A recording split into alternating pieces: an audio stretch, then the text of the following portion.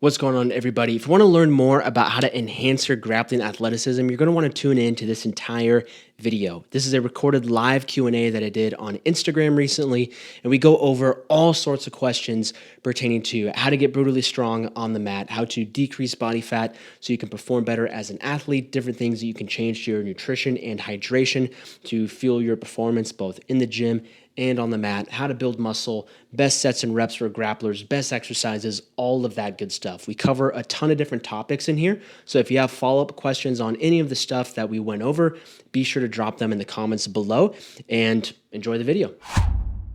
First question from Lope Huerta. Sir, what is your diet when you're ill? Do you increase proteins? When I'm sick, really my diet stays pretty much the same. I think the only thing that would be the biggest difference in my nutrition when I'm sick is that because I'm not training, I don't need as many calories. So compared to what I would eat on a normal day of training where I'm lifting in the morning and then going to jiu-jitsu at night, or if I'm just lifting or just doing jiu-jitsu, I'm eating a lot less calories because I'm sick and I'm not doing any training. So that's kind of the biggest difference. As far as intentionally increasing protein, I'm not really paying attention to it. I just stick with consuming 1 gram of protein per pound of body weight, and that's about it. I will increase my intake of some other things. So like one thing I like to have when I get sick is something like elderberry syrup, of course, like vitamin D, vitamin C, vitamin K, all that stuff. So I will increase those things. We'll have a little bit of methylene blue. Those are all kind of just all supplements. I wouldn't say those are nutrition related. But then the other thing that I'm a big fan of when I'm sick, which ironically I'm out of it this week, so it's taken me a little bit longer to recover over this sickness, but is glutathione. Glutathione is your body's master antioxidants, and it has a huge benefit for just overall immune health and combating oxidative stress and a bunch of other stuff. So anytime I get sick, usually I try to take some injectable glutathione, which is super helpful for that. Ironically, right now, I'm out, so I don't have any glutathione, but usually that's pretty helpful. Okay, next question. How many times a week do you lift, and how many of those lifts are heavy? So right now I'm going to the gym about 3 days a week. I run a condensed conjugate training split. So we're using all 3 main methods in the conjugate system: max effort method, dynamic effort method, and repetition effort method. Days 1 and 2 are both max effort workouts. One of those workouts is going to be max effort work for the lower body. The second workout is going to be max effort work for the upper body. So a typical workout would look like what I did this week. It'd be, some sort of heavy overhead press variation, working up to a max, followed by 1 to 2 secondary movements that are pretty heavy. So like heavy weighted pull-ups, heavy bent over rows, heavy dumbbell pullovers, following up with some other heavy pressing movements. So maybe like heavy dumbbell bench or heavy kettlebell presses. Then from there, we move into our repetition effort work, which is like our typical accessory work. So kind of this seems like bodybuilding stuff, higher rep stuff, stuff that is a little bit more focused on hypertrophy, building up weak points, and all of those things. I would say that as far as like how many lifts are heavy, those first 2 workouts are definitely heavy. Then that third workout is going to be dynamic effort focus. So it's going to be something that, geez, I'm snotting all over the place. I apologize, guys. I'm still pretty sick, so don't mind the snot running out my nose. But that third workout is going to be it's a full body dynamic effort session. So the main intent for dynamic effort training is to move submaximal weights at maximum speed. So it's a lot of speed lifts, it's a lot of jumps, it's a lot of plyometrics. So the first 2 workouts are definitely, they kind of fall within that heavy category. And then that third workout is not necessarily heavy because the main goal is just to be fast and explosive for the whole workout. How to deal with muscle soreness? It depends on the context of the muscle soreness. Like if you're lifting and you're sore, some people say like, oh, you can't go to jiu-jitsu if you're sore. And in my mind, it's like, just deal with it. Just like figure it out. I think making too big of a deal around muscular soreness, I think can kind of be at a detriment to your overall progress, mainly because if you're lifting heavy in the gym and you're training hard in the gym, chances are you're going to be sore. There are going to be times where, you do a really hard max effort lower body workout and your hamstrings might be kind of sore and a little bit tight the next day. That's fine. Like, just modify your training on the mat as needed and just deal with it.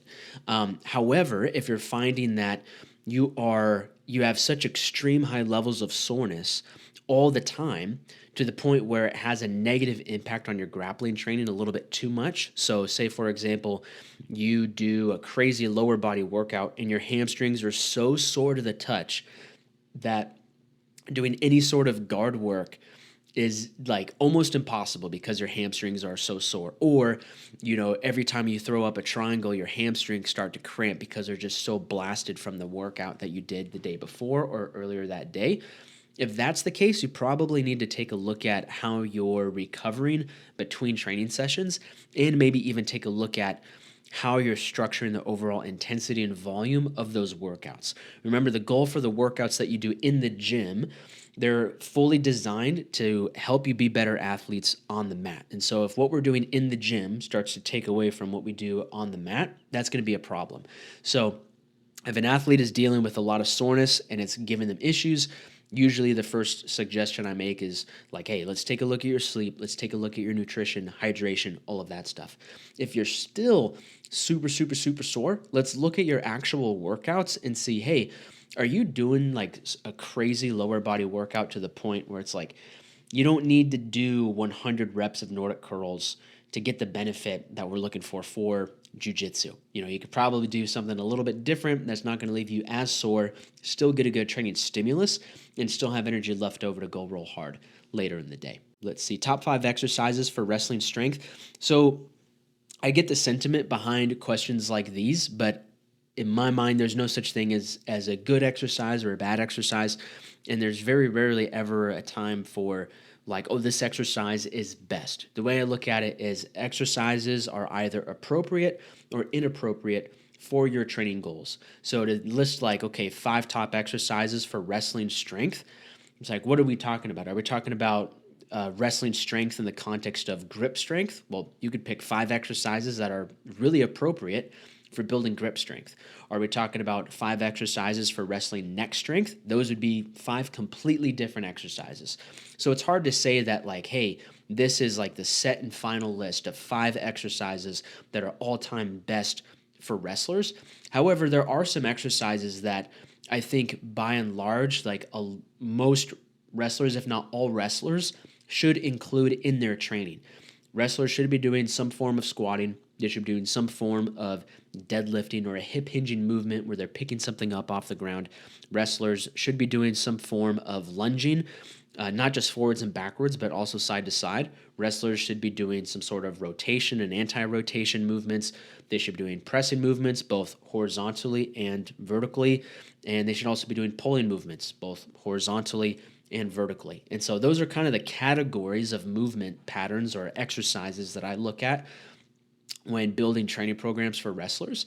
And then the actual exercise that you do that kind of fits into those categories can really just be dependent on whatever your training goals are, whatever your injury history is, and, just kind of your own personal preference.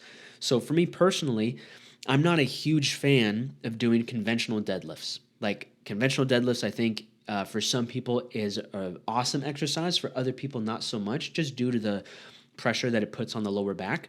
So even though someone else may think that the conventional deadlift is like a top 5 exercise for wrestlers, in my mind, and for me personally, it's not. I'm much more akin to using the trap bar deadlift or the sumo deadlift.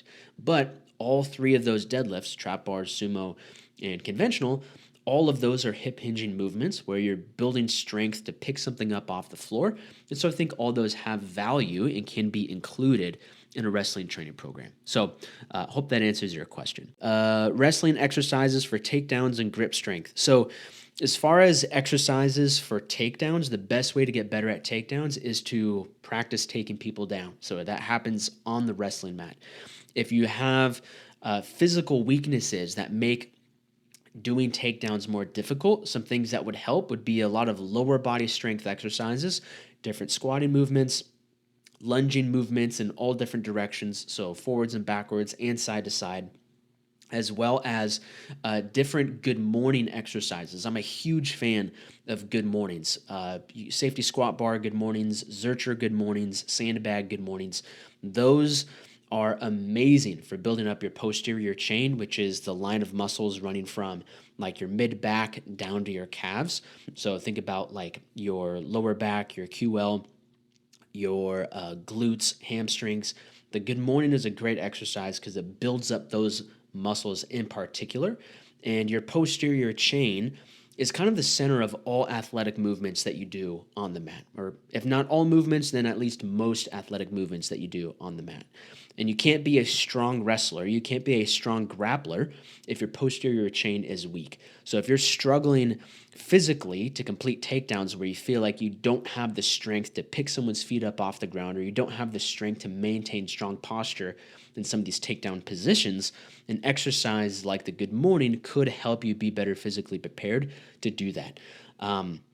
You could also throw deadlifts in there. You could also throw different types of rowing exercises to help kind of have better control of, snatching up someone's leg and keeping control of that leg while you work for the takedown. When it comes to grip strength, I think there are some good grip strength exercises, but my viewpoint on grip strength has kind of changed a little bit over the years. I used to put a much bigger emphasis on grip strength in the gym, and then I kind of got to the point where it was like, you know what? Every time we're wrestling in practice and every time we're grappling at jiu-jitsu, we're implementing a ton of grip work already. So if you're training on the mat a lot, your grip is already getting worked pretty good. However, there may be specific grip weaknesses that you have that need to be addressed. So on the mat, we do a ton of grip work where we're using the flexors of our hands and of our forearms, but we don't get as much work on the extensors of our forearms and our wrists and our hands. So if you start to build some of those imbalances where everything is so flexion dominant, that could lead to some issues in your elbows and in your wrists when you're not getting as much extensor work in there. So you may want to think about including, you could put like a rubber band on your hand and do some extensor exercises, or even do like some wrist extensions like that. I know for me, I've kind of had some issues with some elbow tendonitis, some wrist tendonitis. And the thing that helped it the most, honestly, was just doing more extensor work for my grip. Are your shoulders 100% healthy? I would say so. I had some shoulder injuries in high school when I was wrestling that kind of held me back for a little bit. But, praise the Lord, my shoulders as of right now are pretty healthy. I need to work on my shoulder mobility because I've noticed that, like, as time has gone on, my shoulder mobility isn't where it used to be, so I definitely need to work on that. But yeah, thankfully my shoulders are good to go. Question from Freddy's Gym 33. Man, I tried the carnivore diet and for a little while until I started running into some serious dehydration issues. I've been adding in carbs, but it's taken me a while. Any tips on rehydration? So, Freddie, I personally am not a huge fan of the carnivore diet when it comes to athletic performance. There are only 3 types of diets that anyone can do. You can do calorie restrictive diets, which is kind of like if it fits your macros, where it doesn't really matter what you eat as long as at the end of the day you don't exceed this caloric intake or this goal caloric intake. So you can do calorie restrictive diets. You can do time restrictive diets, which are you can eat whatever you want, however much you want. You just can't eat outside of this time window. Oftentimes people just call that intermittent fasting. And then you can do food type or macronutrient restrictive diets. That is something like a vegan diet where you can have whatever you want, just can't be an animal-based product. You can do the carnivore diet, which means you can eat whatever you want as long as it is not a plant. And so with those 3 types of diets, when you compare, as long as protein is equal across all 3 types of those diets pretty much all are equally effective when it comes to decreasing body fat. However, they're not equal when it comes to improving overall performance. Most of the time, and I've seen this time and time and time again, the diets that allow athletes to perform best as athletes are going to be calorie restrictive diets, because those kinds of diets where you're tracking your different macronutrients, you're not excluding any type of macronutrient, like you're not excluding carbohydrates or anything like that, that allows you to get a good balance of protein, carbohydrates, and fat. And you could structure your intake of protein, carbohydrates, and fat to make sure that you're properly fueled for the training that you do in the gym and on the mat, plus are providing your body with the proper nutrients that are required for recovery. So the carnivore diet can be very beneficial for, it can, not saying it always is, but it can be very beneficial for people who have autoimmune disease issues and they need an elimination style diet to kind of get to the root cause of some of those autoimmune issues. If someone is morbidly obese or they're severely overweight, where it's just easier for them to have a better relationship with food if they just like get rid of carbohydrates for a period of time. In those contexts, the carnivore diet could be beneficial. If you're an athlete and you're trying to lift heavy and roll hard, the carnivore diet is the last thing that I would recommend. The carnivore diet doesn't necessarily mean that you are going to be dehydrated, but if you're not consuming as many carbohydrates, you're not consuming as much fruit, which does contain some water in there, there is like a chance that it's like, yeah, you could be a little bit dehydrated, but I kind of view those as two separate issues. So regardless of what diet you're following, some things that you can do to help with your hydration, first would be to just drink more water, drink when you're thirsty. There's a lot of different recommendations on how much water you should be consuming, but typically what I just suggest most people do is you want to drink enough water to the point where your urine color is like a very, very, very light yellow color. You don't want it to be clear. You might be a little bit overhydrated at that point, but like the lightest yellow you can get it. Then from there, some other things that are going to help with hydration are making sure you're getting in plenty of electrolytes, because hydration isn't just consuming tons and tons of water. It's about consuming plenty of water and having the proper balance of electrolytes within your body. Electrolytes do all sorts of different stuff. They help with muscle function. They help with regulating blood pressure. They help decrease the likelihood of cramping up during training. And three big electrolytes that I think are important to look at are going to be sodium, potassium, and magnesium. Those three electrolytes are pretty commonly found in some of those electrolyte supplements. So if you look at Element or Noon tablets or the Within You hydration packs, those three electrolytes are in there. And you can also get those from natural food sources as well. So sodium can just come from table salt or Himalayan sea salt. Potassium comes from potatoes. A lot of people say that bananas are a great source of potassium, and bananas do have potassium in there, but a potato has like 5 or 6 times as much potassium compared to a banana. And then magnesium, and you can find a lot of magnesium in spinach, and I think you can find some in pumpkin seeds too. So, but you want to be implementing those electrolytes pretty regularly into your diet through natural occurring food sources and even with some electrolyte supplementation. So for me personally, to make sure that I'm staying hydrated, first thing in the morning, I drink a tall glass of water because once you wake up, you're a little bit dehydrated from the night before. And in that glass of water, I mix in an electrolyte tablet. Then before I go to jiu-jitsu, I also have some more electrolytes, and then I'm also eating potatoes on a daily basis. I need to eat spinach on a more regular basis, and I salt all of my food to taste. So I hope that helps with hydration. Question from Sam: why do you think Kyle Snyder dominates on the mat, and how is he so strong on the mat? I've been following Kyle Snyder's training for a long time. And he, at least for a while, he was working with Dustin Myers, Coach Gut Check. And that guy has some incredible information out there for wrestling, strength, and conditioning. So that's definitely a big part of it. But Kyle's also, he's a really skilled wrestler. So you take, a very high level of athleticism and you pair that with a high level of skill, you got a pretty dangerous guy. Is stretching really that important for the body, and does it really prevent injuries? So there's nothing that you can do to prevent injuries, but there are a ton of things that you can do to decrease your risk of injury on the mat. And stretching does play a role in that, because not that stretching itself is going to make you less prone to injury, but stretching can help improve your mobility.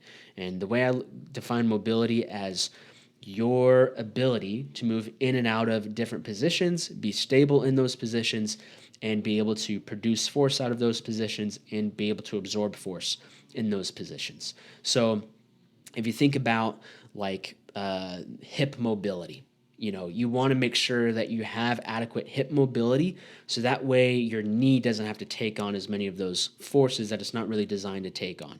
So there are different stretches that you can do to help improve your overall hip mobility, which over time will help decrease your risk of injury on the mat, but it's not going to prevent injury. There's nothing you can do to prevent injury, unfortunately. All right, next question. I'm going to start my grappling after 3 years. Was a blue belt before. What are your tips for making the very best of my comeback on the mat? I don't aim to be a professional someday, just a hobby.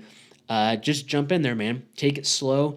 Be humble. If you were a blue belt before, there are probably going to be like some really hungry white belts that want to, give you the smoke a little bit. So like you don't need to prove yourself. Just like get in there and tap early, tap often, leave your ego at the door, all that stuff. I would say that be prepared to be pretty banged up, and it may take some time to work yourself back up to the level of fitness that you were at before you left. How would you incorporate running for grappling cardio? So this has probably been the biggest thing that I've changed my mind on over the last 2 years, and that is running. Before, I hated running. I hardly ever prescribed running for the athletes that I coach, and I just had them do other forms of conditioning.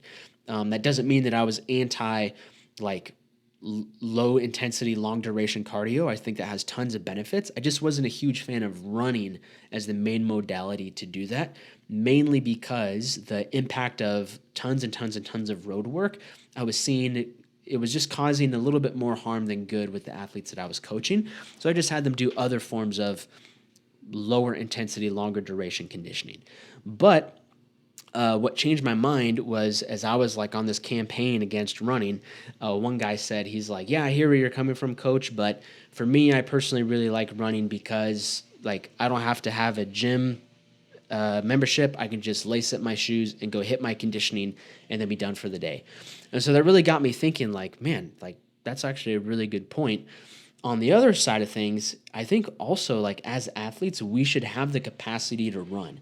So before I wasn't running because like, oh, it's like, my Achilles gets, chewed up and my knees get chewed up. And it's like, well, if you can't run because your body gets banged up, you should probably build up your body just as an athlete in general to be able to handle at least a little bit of running. So what I started doing was I did a lot of work for like my feet and my ankles and my knees and all that stuff just to handle the impact of running. And some advice that was really helpful for me came from Mark Bell.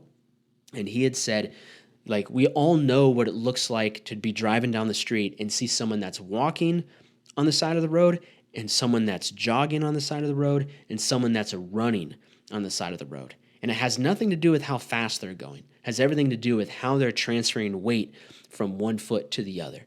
So if someone is just walking, they're kind of always staying connected to the ground as much as possible. If someone's jogging, it doesn't matter how fast they're going. There really has to be no change in speed, but they're kind of like lightly bouncing from side to side, one foot in front of the other with some forward movement. And then if someone's running, that looks very different where they're actually like reaching out and striding as they're running. And so his suggestion for me was try to jog as slow as possible, only for like 20 to 30 minutes a couple times a week. Don't worry about speed. Don't worry about pacing or anything like that. Just try to jog as slow as possible, 20 to 30 minutes, 1 to 2 times a week, and run that for about 8 weeks. And so I did. And that's pretty much how I kind of built up my running capacity. And once you do that, you're kind of in a good place to start introducing a little bit more running, a little bit more running volume. And so currently I run about once a week. There's a loop I do around the city that I live in. It's about 5 miles. And so I just do that loop, and that's pretty much it. And sometimes I feel really good and I try to like go from a jog to a run. Other times I'm like a little bit banged up from jiu-jitsu training, so I take it pretty slow and I just kind of jog all 5 miles. And usually it takes like 40 to 50 minutes, I'd say. Or actually, probably like 45 to 50 minutes. I would be like really booking if I got it done in 40 minutes. Next question, how to get a thick neck and big traps, and how exactly do they help you in grappling? So a thick neck helps with having a strong neck. And big traps, your traps are the base of your neck. So that helps build a strong foundation for your neck.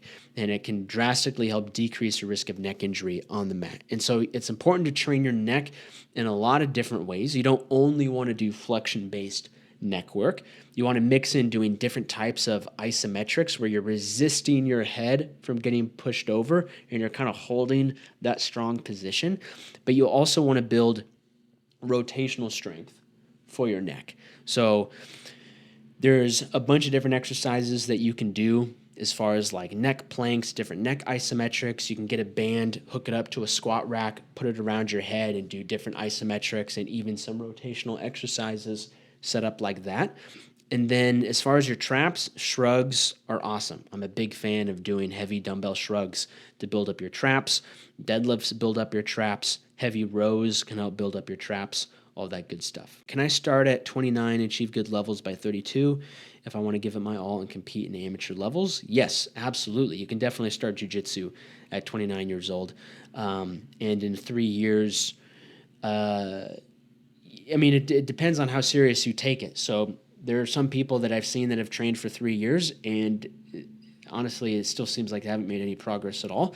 There are some people that have trained for 3 years, and it just blows me away. I was like, geez, this guy's like really freaking good for only training for 3 years. So it really all just comes down to you and how much work you want to put in to get better. How do I increase my leg strength? Heavy squats, heavy lunges, leg curls, good mornings, deadlifts, all that good stuff. What is the best position for submission? You know what? That's a good question. I don't really think there is one. I think like attacking from mount is pretty solid. Attacking from the back is pretty solid. Honestly, probably the back. The back might be the best place to finish with a submission because their ability to defend is so compromised. Same thing for mount. Next question. For some grappling-centric strength exercises, what shall be the sets and rep ranges for maximum results? So when it comes to sets and reps, it's all goal dependent. It's all context dependent. So there's no magical sets and reps that need to be done for wrestlers, and then there's a different magical set of sets and reps for jiu-jitsu athletes versus football players versus bodybuilders. Sets and reps are kind of like a recipe. And so we can look at that recipe and just say like, hey, what are we doing with this recipe? If you're going to make a 7-course meal and there's one recipe to make like part of the appetizer, you just follow that recipe to make that appetizer, and then you serve that appetizer in the context of that 7-course meal. And so the way I look at it is, okay, what is the goal or the goal of athleticism that we're trying to achieve? If we're trying to get stronger, there are some certain set and rep guidelines that tend to have better results when the goal is to increase strength. If we're trying to build muscle, those look completely different. If we're trying to get fast and explosive, those look completely different. So if you can understand and learn, okay, when it comes to building strength, a lot of times, like some of the most traditional sets and reps for just building basic strength, it's going to happen within 4 to 6 sets of 4 to 6 reps as something pretty heavy. That's like a good base of understanding. Like that's where a lot of strength is built. When we look at hypertrophy can be stimulated as low as 5 reps per set all the way up to 30 reps per set, as long as the set is being taken pretty close to failure. So you can kind of look at like, hey, if I want to include the benefits of building strength and hypertrophy, I should probably do sets of 5 to 6 and take it pretty close to failure because that's going to stimulate hypertrophy.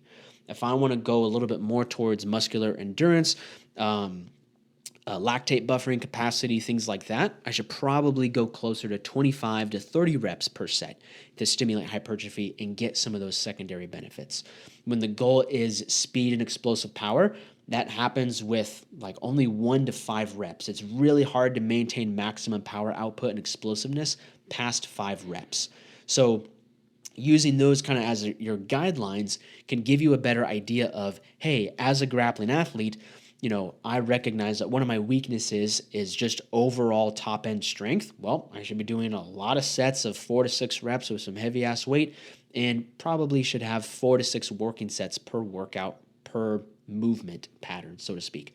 If my analysis of my athleticism is that, man, I'm really, really freaking strong, I'm jacked out of my mind, but I'm not very explosive. Okay, well, in that case, we should be doing like a lot of singles, doubles, and triples on some really fast, really light, powerful, twitchy, explosive movements to help get closer to developing speed and explosive power. Hey, real quick, I wanted to pause the podcast and tell you about the Strength Matrix training app and our free training program called Grappler Accelerator. This is a complete training program that covers all of your needs to help you get started on becoming the best grappling athlete that you can be. Everything from a full strength and conditioning training program, a simple and clean diet guide, recovery protocols, a super sleep toolkit, and a bunch of other dope stuff to help you lift heavy and roll hard. There's already over 1,000 grapplers that have downloaded this training program and gotten started on enhancing their grappling athleticism, and you can be the next. To download this training program today, just go to thestrengthmatrix.com/grappler or click the link in the description below. Now, back to the podcast. How important do you think flexibility and stretching training is for mat work? It's very important. I would say that it all kind of gets put under the umbrella of improving mobility, and the greater your mobility, the more you're going to be able to decrease your overall risk of injury, both in the gym and on the mat. Your thoughts on surpassing others in martial arts for those who started in their late 20s? I'm not really sure. I don't think I understand the question really. If you're asking like how to surpass others and how to make faster progress, I would encourage you not to worry about where everyone else is at. I started jiu-jitsu when I was 20 years old, and that was coming off of already wrestling for a long period of time. And I felt like even at 20 years old, I was starting way too late. I was like, I can't even, this is crazy. Like, I'm starting at 20 years old. I got to catch up. I got to like put in extra work to try to catch up with everybody else. And once I was like 25, 26, I realized like, actually, none of that really matters, you know? What really matters is, me personally, am I making progress from week to week, month to month, and year to year, regardless of how fast or slow everyone else is making progress. I found that to be much more, it helps make it much more enjoyable. I found that when I was comparing myself to everybody else and everyone else's rate of progress, it made jiu-jitsu way less enjoyable, and it made me realize, like, man, that's kind of the mistake I made in wrestling. In wrestling, I compared myself to everybody all the time, and I was super competitive. I was always trying to beat everybody. I didn't always do that. I mostly got beat by everybody. But by the end of my wrestling career, I hated wrestling. I was super unhappy. I was not fulfilled with wrestling, and I was like, peace out. I'm out of here. I freaking hate wrestling. And so once I started jiu-jitsu, I kind of found myself making those same mistakes, and through some maturity and some growth and just like learning some of those lessons along the way, I realized, like, you know what? It doesn't really matter where everyone else's rate of progression is, as long as I'm focused on myself, just trying to get a little bit better each and every single day. What do you do for shoulder joint health? Exercises, stretches, supplements. There's a lot of different stuff that you can do, but it really all just comes down to moving your shoulder in all the different directions it was designed to move. So that includes pressing movements, that includes internal, external rotation movements, that includes different types of pulling movements at various angles. One thing I have found that for shoulder health, it really helps to just train your shoulders in a lot of different ways and in a lot of different movements. That doesn't mean you have to go heavy. That doesn't mean you have to go to failure in all of those movements or in all those ranges of motion. But the more you expose your shoulder to all of those different movements, the better prepared your shoulder is to handle all those different kinds of stressors. So I know that's a really broad and general question when it comes to shoulder health, but I really do think that's the best place to start, is just to get more exposure to all the different ways your shoulder can move. My lower back seems to feel stiff the day after classes. I feel as though it needs strengthening. How can I address this? I need to do legs more as well. So if if you're having like some lower back stiffness or you just feel kind of like locked up after jiu-jitsu class, I would just encourage you to do some like really low intensity mobility work at the end of class. So most classes that I do at jiu-jitsu, usually I try to take about 5 to 10 minutes off on the side of the mat and just go through some basic mobility work. Sometimes it looks like static stretching. Sometimes it looks like different types of active mobility movements where I'm doing like different twisting movements with my spine to kind of open some stuff up, but just do something as part of your cool down to help kind of decrease the likelihood of things getting stiff and locked up after class. Bro, I thought you were bald. I'm not bald. I shaved my head. Well, this is the story. So my hair looked like this for most of my life, and I just got tired of it, and I was like, I'm sick of freaking combing my hair.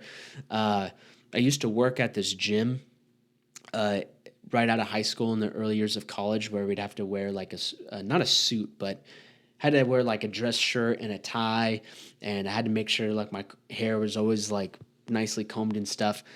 And I think that kind of planted the seed in me where I was like, I freaking hate having to comb my hair every day. So fast forward a few years, I wasn't working at that job anymore, but I just had it. And I told my fiance at the time, now my wife, I said, you know what? I'm shaving my head. Like, I'm tired of combing my hair.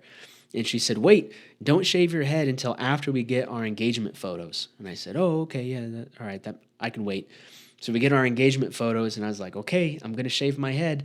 And she was like, whoa, wait, like, wait till after we get married and then shave your head. And I was like, okay.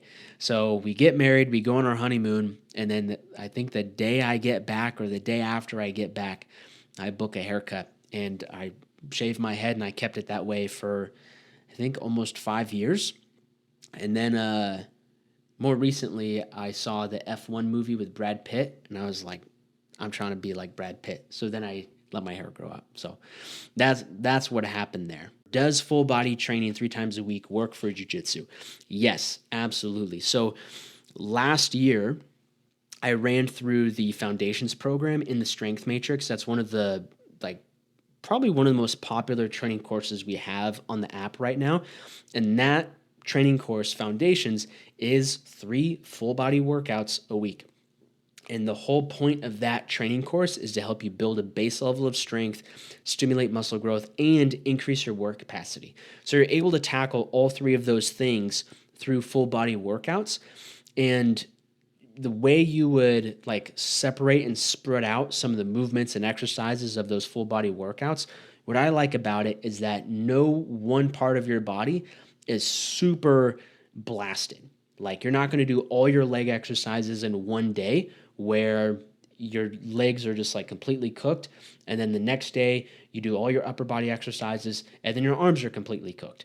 It has a nice spread of all the different movements, so you may feel a little bit tired and maybe have some soreness after one of the foundations workouts, but no one part of your body is going to be too banged up for you to be able to go to jiu-jitsu later on in the day. So yes, you can definitely make tons of progress, build elite level athleticism doing 3 full body workouts a day, or not a day, per week. How to feel lats and pull-ups. This can be pretty tough, especially if you're feeling like every time you do pull-ups or chin-ups, you're really only feeling it in your biceps and in your forearms. But one thing that I listened to a podcast one time, and they mentioned this coaching cue, and I was like, that's crazy. I got to go run out and try this right now. So I ran out on the pull-up bar, and it worked. And they said when you're doing lat exercises, think about squeezing more with your pinky. So when you're doing pull-ups, if you have a hard time feeling pull-ups or feeling your lats when you do pull-ups, still grab the bar like you normally would, whether you go like a regular grip or do like a monkey grip, but really focus on squeezing down with your pinky as hard as you can as you're pulling, and that should help you engage your lat a little bit more. If you still struggle engaging your lat and really feeling your lats work when doing something like pull-ups, try to look at your T-spine mobility and your shoulder mobility. Let's see, vertical jump, or will vertical jump help me to get and lift my opponent when I'm in a half kneeling position? So vertical jumps can be great for improving speed and explosive power. So In some ways, the vertical jump can help improve the power behind mat returns, but it wouldn't be the only thing that I would suggest. You do want to increase your overall top end strength, like your raw absolute strength. As your raw absolute strength increases, so does the force that you can produce with different things like mat returns. So, you wouldn't only want to do vertical jumps. You probably want to include like some heavy squats, heavy lunges, heavy deadlifts, heavy good mornings, all that stuff, along with some vertical jumps, broad jumps, and maybe even something like kettlebell swings. Since embracing ecological training, do you think all drilling is a waste of time? Um, I think so. Yeah, I think so. I don't drill at all anymore unless I have to. When I was wrestling, we did tons and tons and tons of drilling. But one of my wrestling coaches, I haven't talked to him in years, so I don't know if he's aware of what ecological dynamics are. I don't know if he is. Um, I don't know if he is aware of the constraints-led approach, but once I started learning about ecological dynamics and the constraints-led approach, I started seeing like, oh, dang, I think we did some of this stuff when I was in high school. And so in wrestling, we would drill for a decent amount of time, like maybe 20, 30 minutes, but then we did a lot of constraint-based games.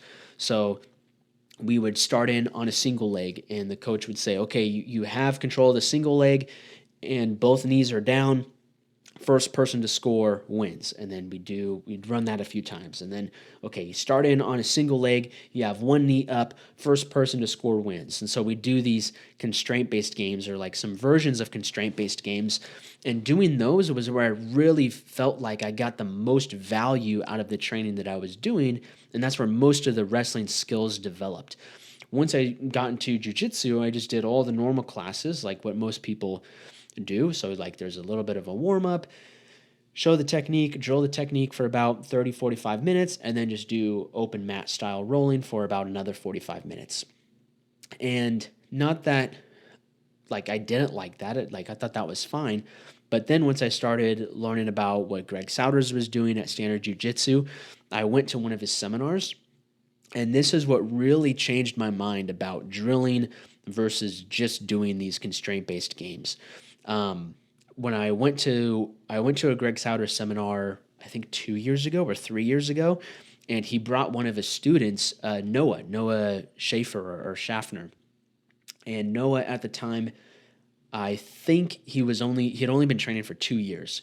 And if Noah sees this and that's not true, Noah, like please feel free to correct me. But I was Noah's partner during the seminar, and so Greg was showing us all these constraint-based games for guard passing and pinning.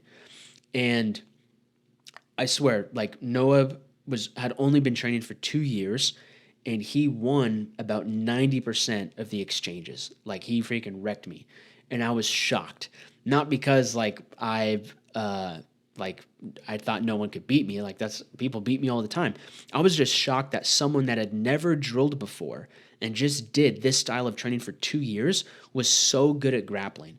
Compared to someone like myself, which I had wrestled for 4 years, I'd coached wrestling for 2 years, I was already doing jiu-jitsu for, I think at that point, for 6 years, maybe almost 7 years. So I had so much more quote-unquote grappling experience than Noah, yet when it came down to actually like testing out the skills, he was way ahead of me. And so when I talked to him, he was like, yeah, I've only trained this way. I've never drilled.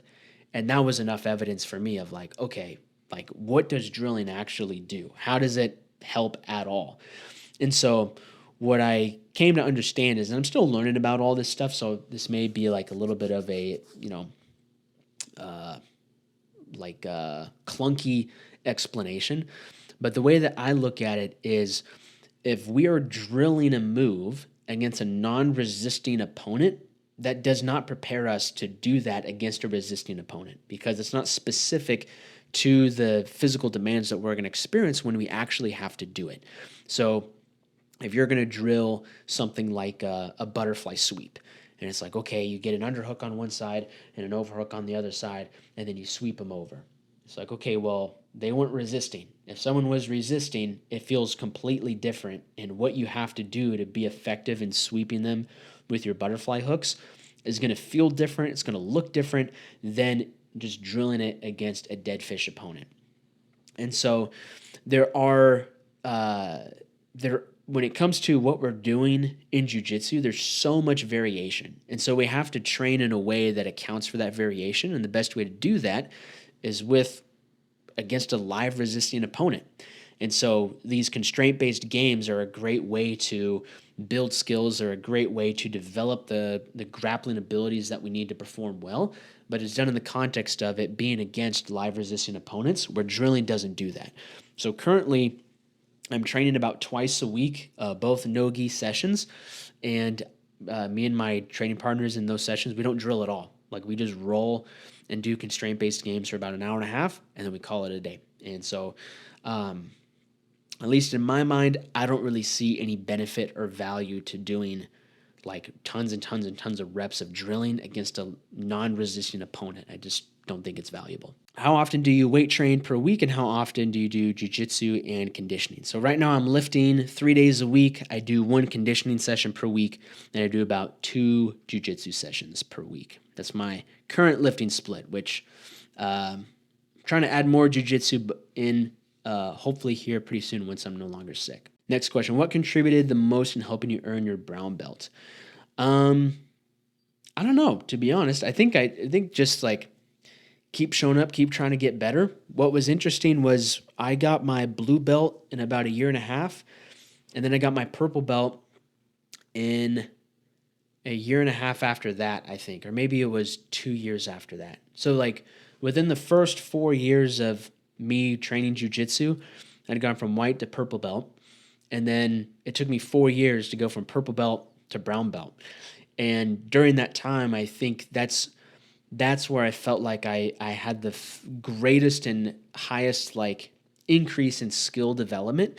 And I think that's because I started focusing a lot more on learning how to learn, if that makes sense. Like finding out what worked best for me to develop these skills.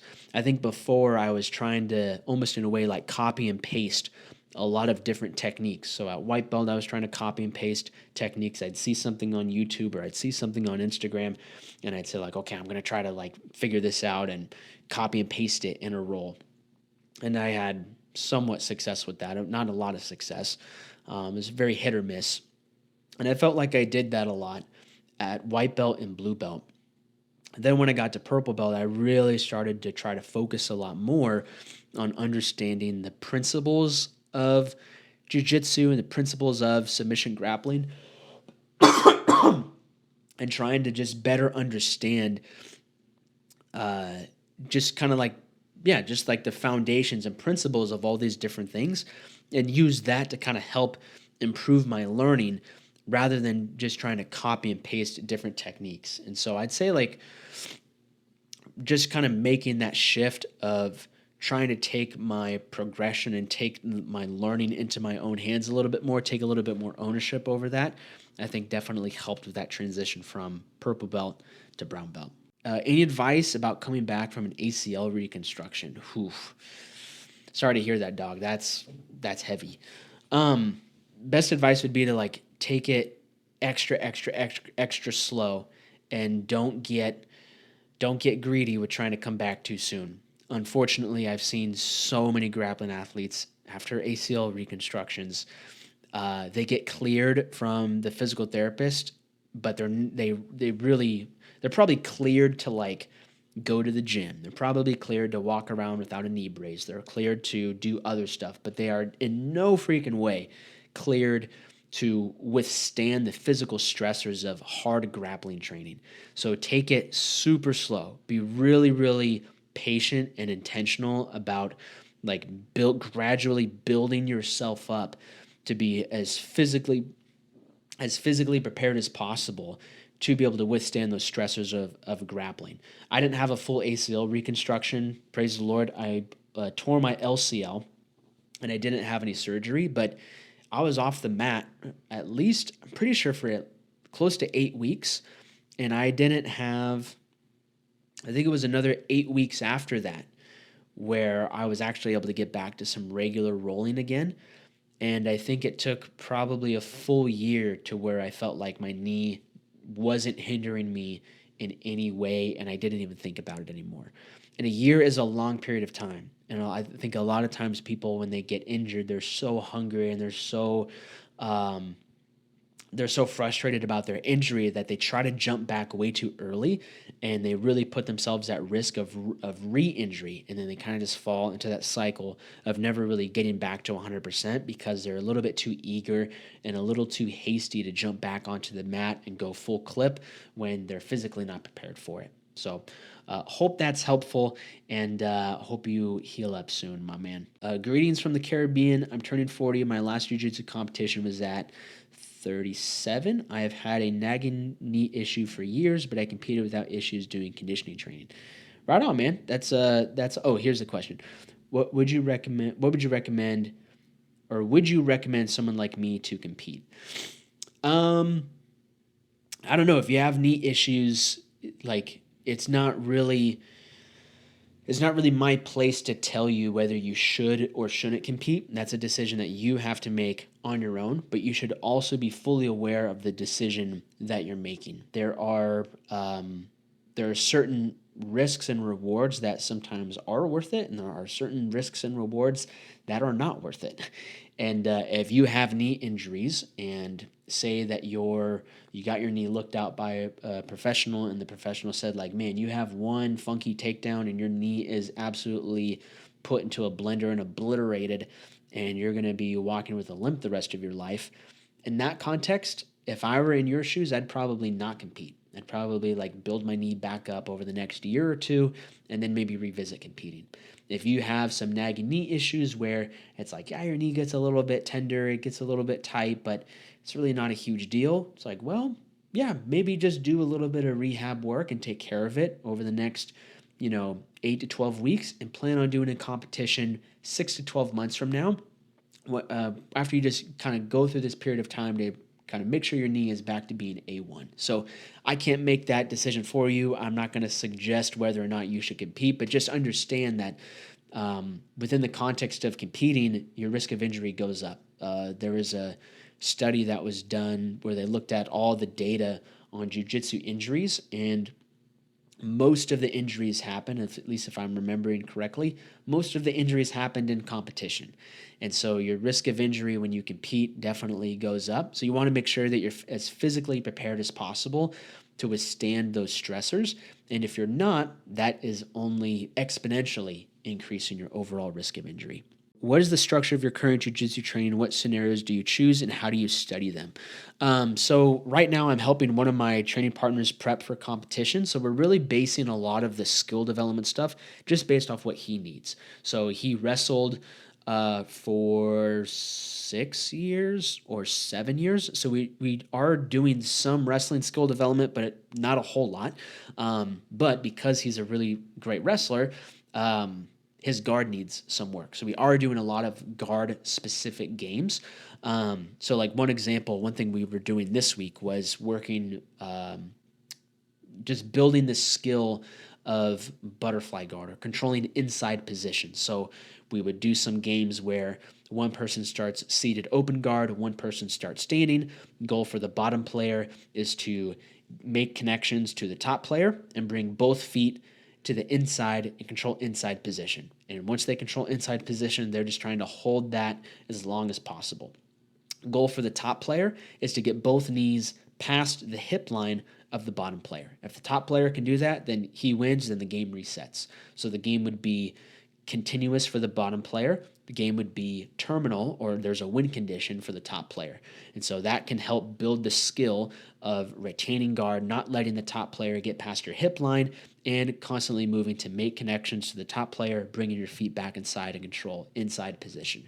And so then from there, we might scale that up to continue building the skill of the bottom player. So the top player may have all the same conditions of just trying to get both knees past the hip line of the bottom player, but the bottom player this time also has a win condition of they're trying to destabilize the top player and bring their butt or their hips to the floor. If they can do that, then they win and the game resets.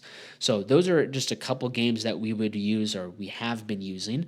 And so we'll do There are like a couple standard warm-up games for standing position and guard passing positions that we do, and then we go into some more specific skill development stuff, and then we usually finish with what most people just consider like positional rounds, where it's like, hey, start on the back and go.